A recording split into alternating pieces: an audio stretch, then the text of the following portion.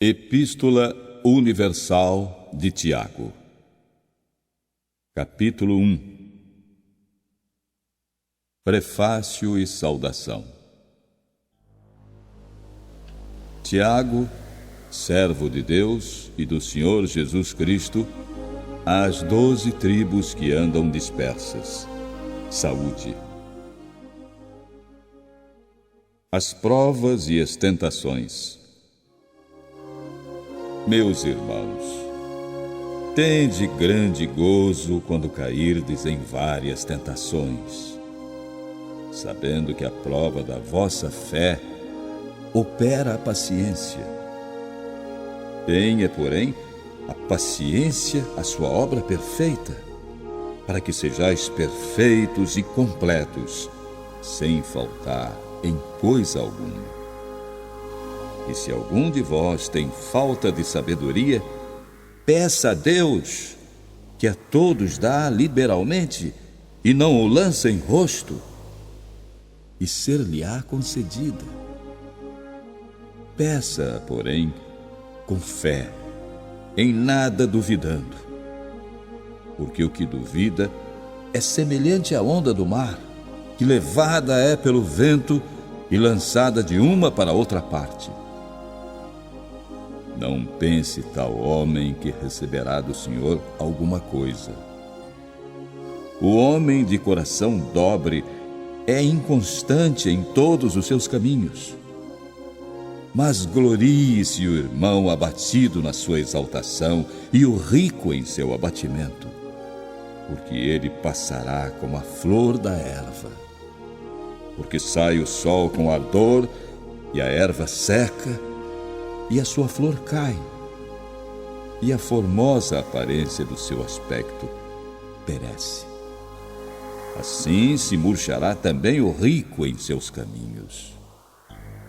Bem-aventurado o homem que suporta a tentação, porque, quando for provado, receberá a coroa da vida, a qual o Senhor tem prometido aos que o amam. Ninguém, sendo tentado, diga: de Deus sou tentado, porque Deus não pode ser tentado pelo mal, e a ninguém tenta. Mas cada um é tentado quando atraído e engodado pela sua própria concupiscência. Depois, havendo a concupiscência concebido, dá à luz o pecado. E o pecado, sendo consumado, gera a morte. Não erreis, meus amados irmãos. Toda boa dádiva e todo dom perfeito vem do alto, descendo do Pai das luzes, em quem não há mudança nem sombra de variação. Segundo a sua vontade, Ele nos gerou pela palavra da verdade, para que fôssemos como primícias das suas criaturas. Portanto, meus amados irmãos, todo homem seja pronto para ouvir, tardio para falar, tardio para se irar, porque a ira do homem não opera a justiça de Deus. Cumpridores da palavra. Por isso, rejeitando toda a imundícia e superfluidade de malícia, recebei com mansidão a palavra em vós enxertada, a qual pode salvar as vossas almas. E sede cumpridores da palavra, e não somente ouvintes, enganando-vos com falsos discursos. Porque, se alguém é ouvinte da palavra e não cumpridor, é semelhante ao homem que contempla no espelho o seu rosto natural. Porque se contempla a si mesmo e vai-se, e logo se esquece de como era. Aquele, porém, que atenta bem para a lei perfeita da liberdade, e nisso persevera, não sendo ouvinte esquecidiço, mas fazedor da obra, este será bem-aventurado no seu feito. Se alguém entre vós cuida ser religioso e não refreia a sua língua, antes engana o seu coração, a religião desse é vã. A religião pura e imaculada para com Deus, o Pai, é esta: visitar os órfãos e as viúvas nas suas tribulações e guardar-se da corrupção do mundo.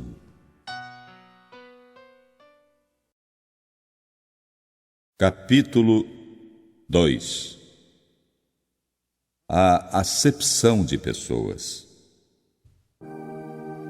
Meus irmãos, não tenhais a fé de nosso Senhor Jesus Cristo, Senhor da glória, em acepção de pessoas.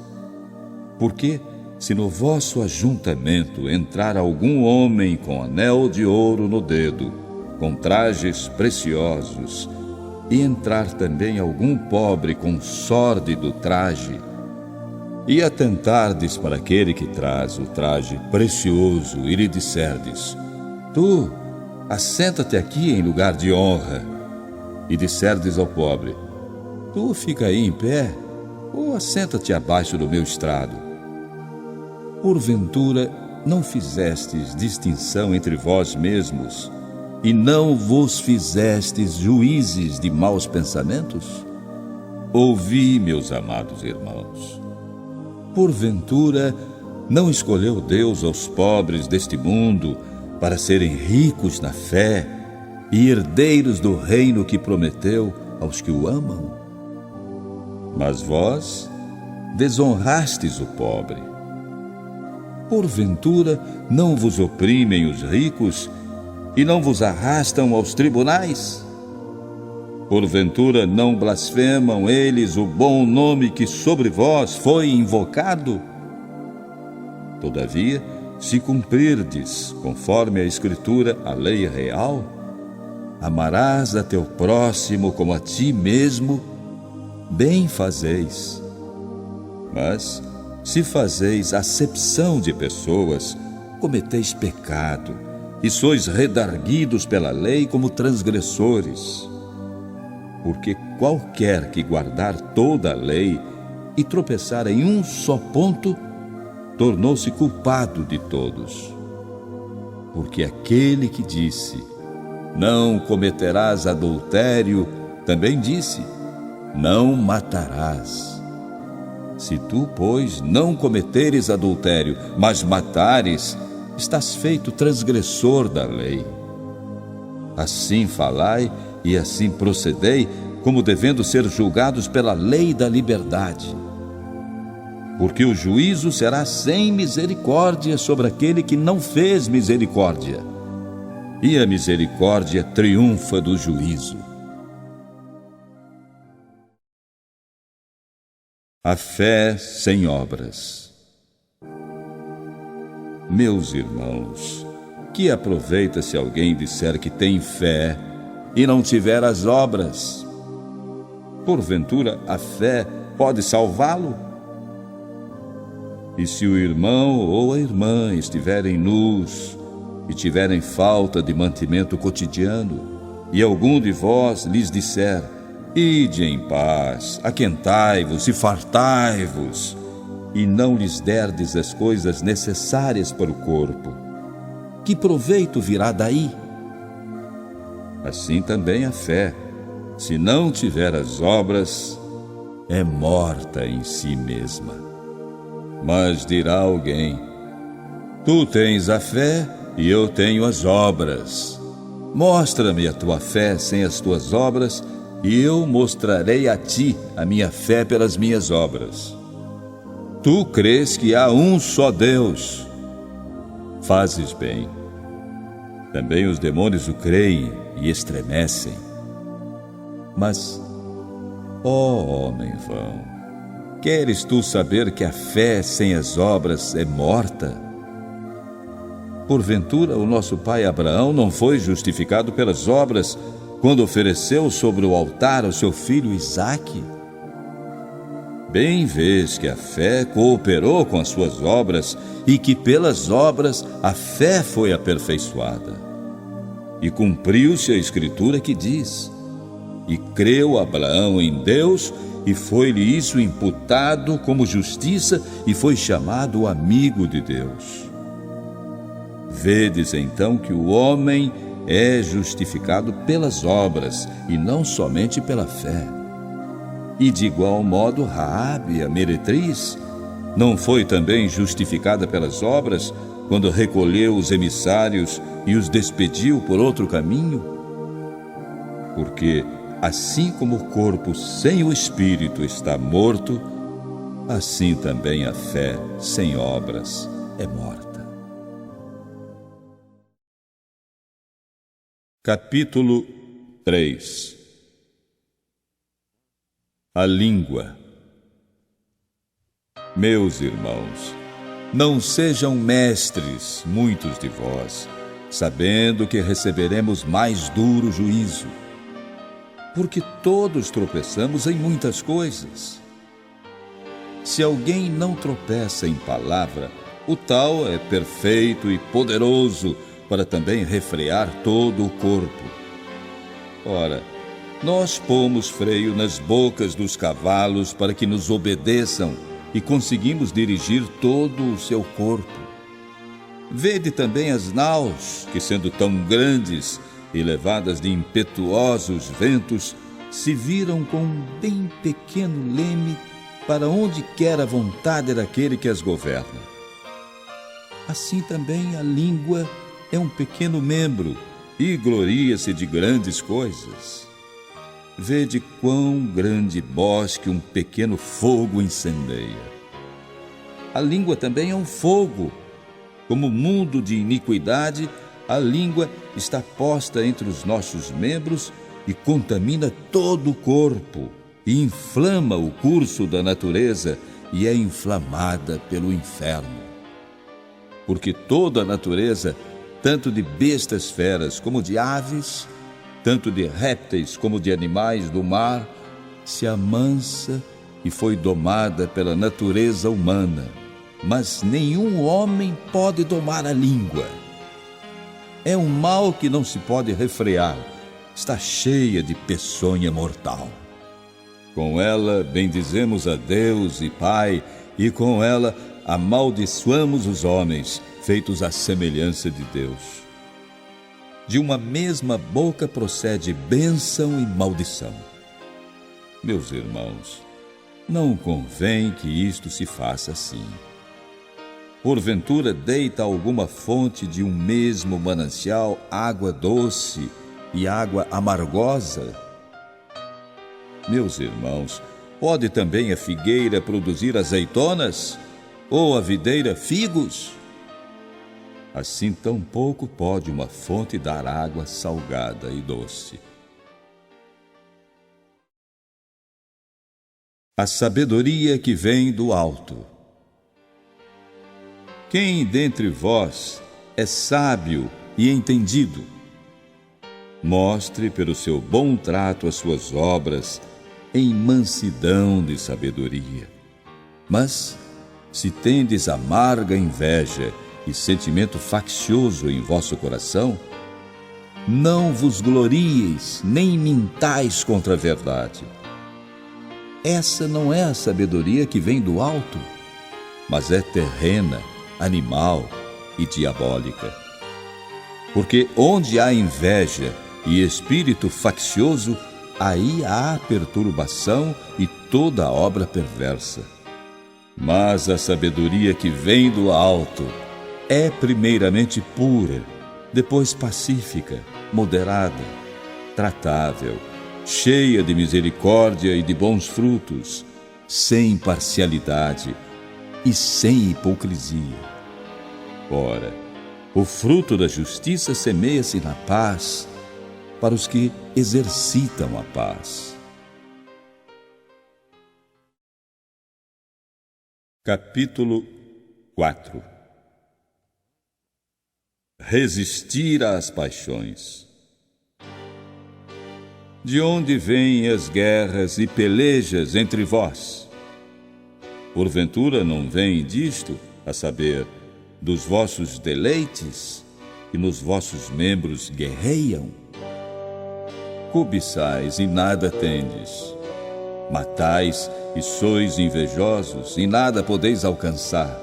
Combateis e guerreais, e nada tendes, porque não pedis.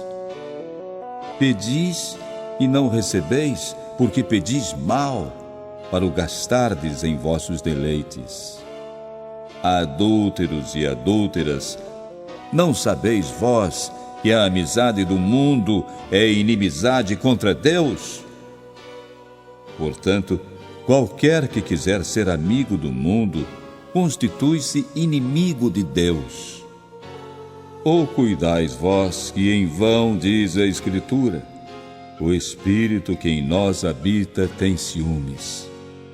Antes, ele dá maior graça. Portanto diz: Deus resiste aos soberbos, mas dá graça aos humildes. Sujeitai-vos, pois, a Deus, resisti ao diabo, e ele fugirá de vós. Chegai-vos a Deus, e ele se chegará a vós. Alimpai as mãos, pecadores, e vós de duplo ânimo, purificai os corações. Senti as vossas misérias, e lamentai e chorai. Converta-se o vosso riso em pranto, e o vosso gozo em tristeza. Humilhai-vos. Humilhai-vos perante o Senhor, e Ele vos exaltará. Irmãos, não faleis mal uns dos outros.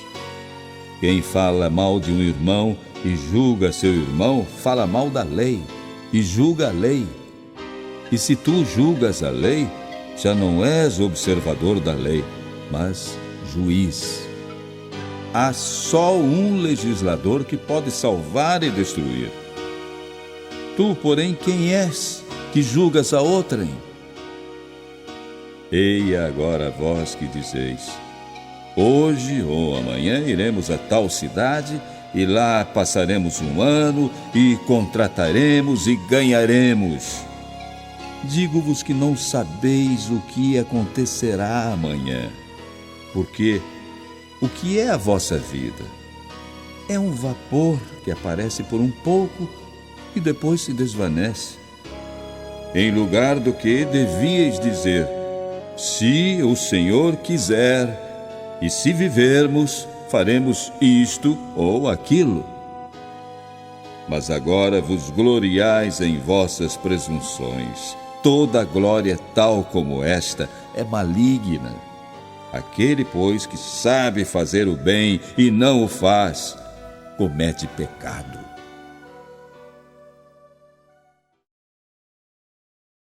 Capítulo 5. Os maus ricos. Atendei agora vós, ricos, chorai e pranteai por vossas misérias, que sobre vós hão de vir. As vossas riquezas estão apodrecidas, e as vossas vestes estão comidas de traça. O vosso ouro e a vossa prata se enferrujaram, e a sua ferrugem dará testemunho contra vós, e comerá como fogo a vossa carne. Entesourastes para os últimos dias. Eis que o jornal dos trabalhadores que ceifaram as vossas terras e que por vós foi diminuído, clama. E os clamores dos que ceifaram entraram nos ouvidos do Senhor dos Exércitos. Vivestes deliciosamente sobre a terra, e vos deleitastes, cevastes os vossos corações, como num dia de matança. Condenastes e matastes o justo, ele não vos resistiu. A paciência. Sede, pois, irmãos, pacientes até a vinda do Senhor. Eis que o lavrador espera o precioso fruto da terra, aguardando-o com paciência, até que receba as primeiras e as últimas chuvas. Sede vós também pacientes, fortalecei os vossos corações, porque já a vinda do Senhor está próxima. Irmãos, não vos queixeis uns contra os outros, para que não sejais condenados. Eis que o juiz está à porta. Meus irmãos, tomai por exemplo de aflição e paciência os profetas que falaram em nome do Senhor. Eis que temos por bem-aventurados os que sofreram. Ouvistes qual foi a paciência de Jó, e vistes o fim que o Senhor lhe deu. Porque o Senhor é muito misericordioso e piedoso. Exortações diversas. Mas, sobretudo, meus irmãos, não jureis, nem pelo céu, nem pela terra, nem façais qualquer outro juramento, mas que a vossa palavra seja sim, sim, e não, não, para não cairdes em juízo. Está alguém entre vós aflito? Ore. Está alguém contente? Cante louvores. Está alguém entre vós doente? Chame os presbíteros da igreja e orem sobre ele, ungindo-o com azeite em nome do Senhor. E a oração da fé salvará o doente, e o Senhor o levantará. E se houver cometido pecados, ser-lhe-ão perdoados. Confessai as vossas culpas uns aos outros, e orai uns pelos outros, para que sareis. A oração feita por um justo pode muito em seus efeitos. Elias era homem sujeito às mesmas paixões que nós, e orando, pediu que não chovesse, e por 3 anos e 6 meses não choveu sobre a terra. E orou outra vez, e o céu deu chuva, e a terra produziu o seu fruto. Irmãos, se algum dentre vós se tem desviado da verdade, e alguém o converter, saiba que aquele que fizer converter do erro do seu caminho um pecador, salvará da morte uma alma e cobrirá uma multidão de pecados.